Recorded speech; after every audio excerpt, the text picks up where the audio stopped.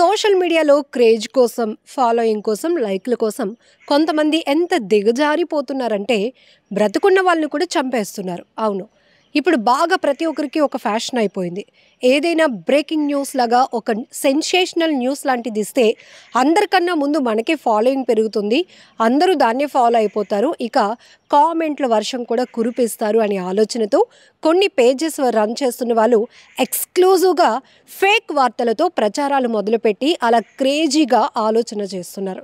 ఇది క్రేజీ పక్కన పెడితే ఎంత చెత్త ఆలోచన అంటే ఒక్కొక్కసారి మనకి ఇష్టమైనటువంటి హీరోస్, హీరోయిన్స్ ఇంకా టాప్ రేటింగ్‌లో ఉన్నటువంటి సెలబ్రిటీస్ లాంటి వాళ్ళు ఇక లేరు అని ఒక షాకింగ్ వార్త చూస్తే నిజంగానే చాలామందికి గుండె ఆగిపోయినంత పనవుతుంది. అదేంటి ముందంతా ఎలాంటి అప్డేట్ లేని వ్యక్తులు ఆల్ ఆఫ్ సడెన్‌గా ఒక్కసారిగా చనిపోవడం ఏంటి?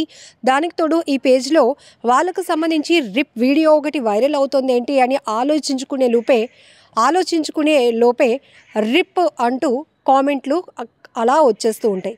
సో, ఇప్పుడు నిన్న కూడా ఒక వ్యక్తి తన పేజ్‌లో కాజల్ రిప్ అంటూ ఒక పోస్ట్ పెట్టాడు. అంతేకాదు ఆమె మెడలో ఒక దండ వేసి చనిపోతే వాళ్ళు ఎలా వాళ్ళని ట్రీట్ చేస్తామో ఆ రకంగా ఆ వీడియో కనపడుతోంది.